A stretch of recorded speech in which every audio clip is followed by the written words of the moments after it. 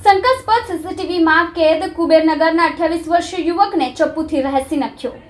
છેલ્લા 24 કલાકમાં શહેરમાં કતારગામ અને કાપોદ્રામાં 2 યુવકોની હત્યા કરાઈ। મૂળ ભાવનગરના જયેશ રાઠોડે મુસ્લિમ યુવતી સાથે પ્રેમ લગ્ન કર્યા હતા। ગણેશ વિસર્જનના કતારગામ દરવાજા પાસે યુવકને ચપ્પુના ઘા ઝીકી મોતને ઘાટ ઉતારી દેવામાં આવ્યો છે। યુવકની હત્યા કોણે કરી તે બાબતે પોલીસે આસપાસના સીસીટીવી કેમેરાના આધારે તપાસ શરૂ કરી છે। હાલમાં આ કેસની તપાસ ચોક બજાર પોલીસે કરી રહી છે।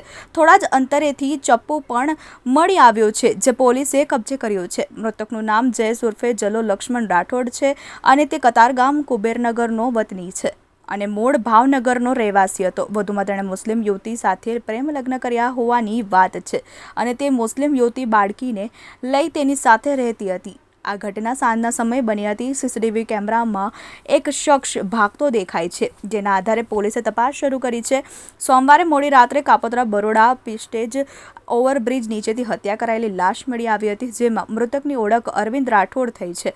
યુવકને પથ્થર વડે માથાના પાછળના ભાગે અને મોઢાના ભાગે ઈજાઓ થઈ હતી। આ બાબતે કાપોદ્રા પોલીસે યુવકના મોટા ભાઈ દશરથ રાઠોડની ફરિયાદ લઈ અજાણ્યા સામે હત્યાનો ગુનો નોંધ્યો છે। મરનાર 5 થી 6 દિવસ પહેલા વતન પાલીતાણાથી મજૂરી કામ માટે સુરત આવ્યો હતો। અરવિંદ અપરિણીત હતો। સીસીટીવી કેમેરામાં મૃતક હત્યારો બંને ચાલતા જતા દેખાય છે। જોકે હત્યારો કોણ હતો તે બાબતે પોલીસે તપાસ શરૂ કરી છે।